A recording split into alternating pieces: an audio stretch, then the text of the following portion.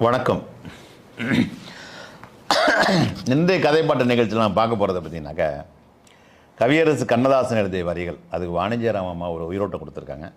வரிகளுக்கு உயிரோட்டம் இருக்குது.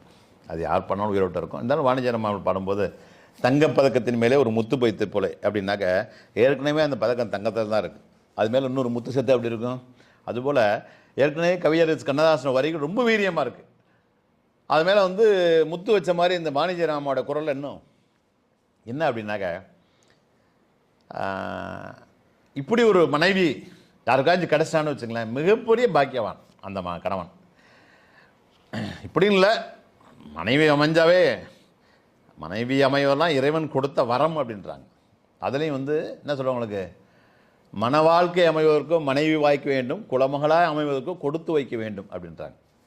அந்த வகையில் பார்த்திங்கன்னா, ஒரு காட்டாற்று வெள்ளம் போகுது, வெள்ளம் அடிச்சுக்கிட்டு போகுது. நான்லாம் இப்போ இராணுவத்தில் இருக்கும்போது பார்த்திங்கன்னா, ஃபைசாபாத் அப்படின்னு சொல்லக்கூடிய இன்றைக்கி அயோத்தி கேண்டுன்னு சொல்கிறாங்க, அயோத்தி அந்த காடுகளில் தான் பயிற்சி எடுத்தேன். பயிற்சி எடுக்கும்போது பார்த்திங்கனாக்கா, சரையு நதின்னு நதி, அது சரையு நதினு கேள்விப்பட்டிருப்போம், ராமாயணத்தை படிச்சிருப்போம். அங்கே மன்னர்கள்லாம் போய் என்ன பண்ணுவாங்கன்னா, ஆட்சி முடிஞ்சு எப்படி தற்கொலை மீன்ஸ் குத்குஷிப்பாங்க ஹிந்தியில். எப்படின்னாக்கா, அவங்களே அடிச்சுக்கணும், நான் ஆண்டுட்டேன், என் சாம்ராஜ்யம் பெருசாச்சு, இப்போ என் பேரை ஆண்டுகிட்டு இருக்கேன் அந்த நாட்டை அப்படின்னு இந்த சக்கரவர்த்தி என்ன பண்ணுவார், தன்னை என்ன பண்ணுவார், அழிச்சுக்குவார் இல்லையா. நம்ம இவங்க மாதிரி நம்ம சித்தர்கள்லாம் ஜீவசமாதி அடைகிற மாதிரி என்ன பண்ணுவாங்க, அப்போது போய் அந்த காட்டாற்று வெள்ளத்தை போய் நிற்கும் போது சாமியை கும்பிட்டு அப்படியே கும்பிடுவது, மக்கள்லாம் வேடிக்கை பார்த்துட்டு இருப்பாங்க. அப்படியே இந்த ஆற்றுக்குள்ளே முடிக்கிறோம், ஆற்று அடிச்சுட்டு போயிடும், இறந்துருவார். சரையு நதிங்கிறது பெரிய ஒரு காட்டாற்று வெள்ளம். நான் பார்த்த வகையில் அன்றைக்கி நான் 18 வயசில் நாங்கள் பார்க்கும்போது பார்த்திங்கன்னா, மரம்லாம் பிடிங்கிட்டு போவோம், அதில் பெரிய பெரிய மரங்கள்லாம் பிடிங்கிட்டு போவோம், மாடு செத்து போவோம், நிறைய விலங்குகள்லாம் போவோம். அப்படியே பார்க்கவே பார்த்தீங்கன்னா மழை பெஞ்சு ஓடுற மாதிரி அந்த மாதிரி தண்ணி அந்த கலரில் போயிட்டுருக்கோம், டீ மாதிரி. ஓகேங்களா. அந்த மாதிரி ஒரு ஆற்றுல மரமே பிடிங்கிட்டு போகும்போது ஒரு சின்ன எறும்பு விழுந்தால் என்ன ஆகும்? அவ்வளோ பெரிய ஆறு, மன்னரே அது விழுந்தா சாகிறார், சக்கரவர்த்தி இல்லையா, இளவரசன் மன்னர் சக்கரவர்த்தி, மன்னரோட அப்பா, அவரே அதில் விழுந்து தன்னை மாய்ச்சிக்கிறார் அப்படின்னாக்க, போதும் வாழ்ந்தது போதும் அப்படின்னு. ஒரு சின்ன எறும்பு விழுந்தால் அதோட கதி என்னவாகும்? முடிஞ்சு போயிடும் இல்லையா.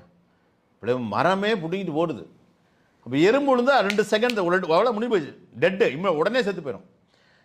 அந்த சூழலில் ஒரு பெண் இந்த சமுதாயங்கிற ஆற்றுல அம்மா அப்பா இருக்கிற பெண்ணே ரொம்ப பிழைக்கிறது ரொம்ப கஷ்டம். வசதியான இந்த பெண்கள்னு பிறந்தாவே பாதுகாப்பு தேவை. இந்த பெண்கள் எப்படி இருந்தாலும் அவங்களுக்கு பாதுகாப்பு தேவை. அப்போ இந்த சூழலில் அதுவும் அழகான பெண், அம்மா அப்பா இல்லாத ஒரு அனாதை பெண், அதுவும் ஏழ்மையான பெண். எப்படி பாருங்கள், எங்கே பாதுகாப்பு இருக்கும்? பொண்ணு ஏழை, அழகாக வேலை இருக்கா, அம்மா அப்பா கிடையாது. இப்படி ஒரு பெண் இந்த சமுதாயங்கிற ஆற்றுல அடிச்சுட்டு போயிட்டுருக்கா, சமுதாய கடல் அப்படியே அடிச்சுட்டு போயிட்டே இருக்கா. அப்போது ஒரு ஆற்றுல எறும்பு அடிச்சுட்டு போகும்போது அந்த எறும்புக்கு அதை பிடிக்கிறதுக்கு ஏதாவது ஒரு இலை கிடச்சா, இல்லை ஒரு பக்கத்தில் டக்குன்னு ஒரு கரை, ஆற்றுக்கு 2 பக்கம் கரை இருக்கும் இல்லையா, அந்த கரை டச் பண்ணிடுச்சு, உடனே கண்டம் பண்ண அந்த எறும்பு அந்த கரை மேலே ஏறி வந்துடும்.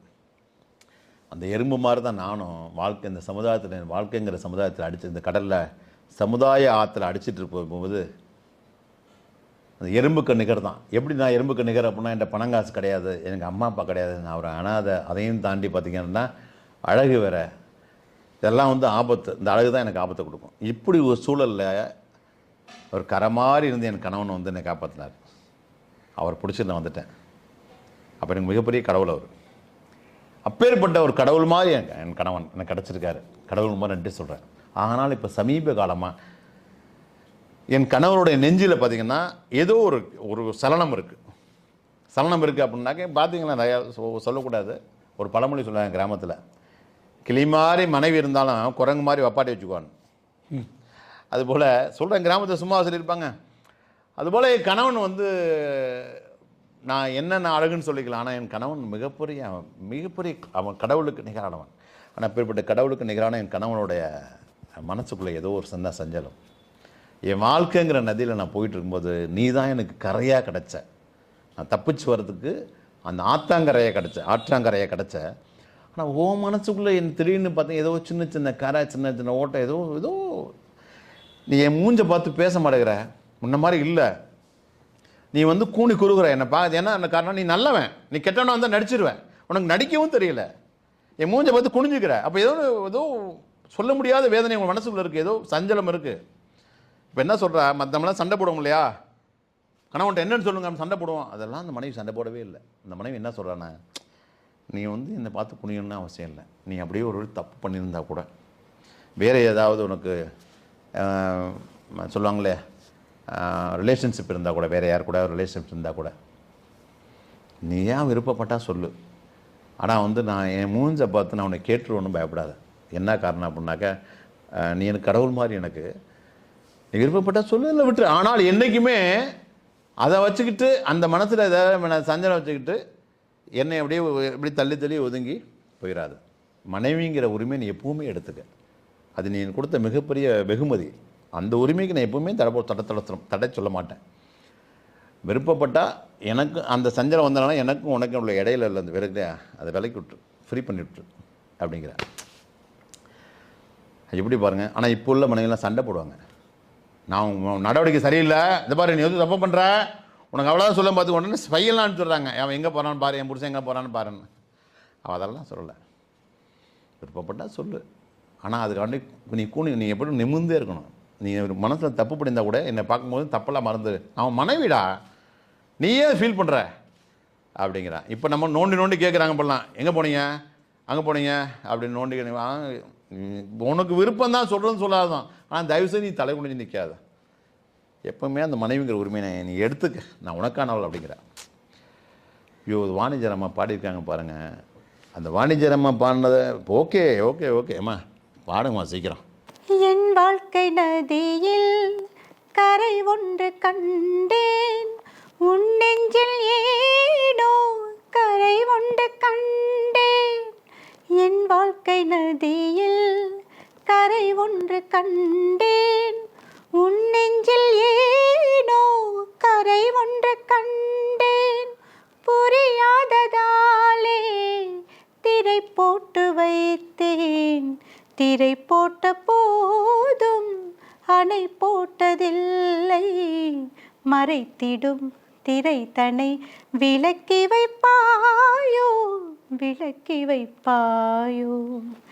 இலக்கணம் மாறுதோ, இலக்கியமானதோ, இதுவரை நடித்தது அது என்ன வேடம், இது என்ன பாடம். சிறப்புமா.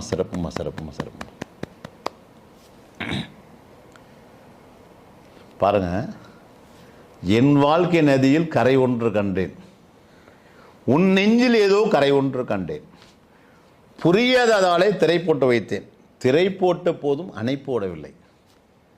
இல்ல, மறைத்திடும் திரைதனை விலக்கி வைப்பாயை எடுத்து சொல்லுவியா, இல்லை நமக்குள்ள உள்ள கேப்பை விலக்கி வைப்பியா?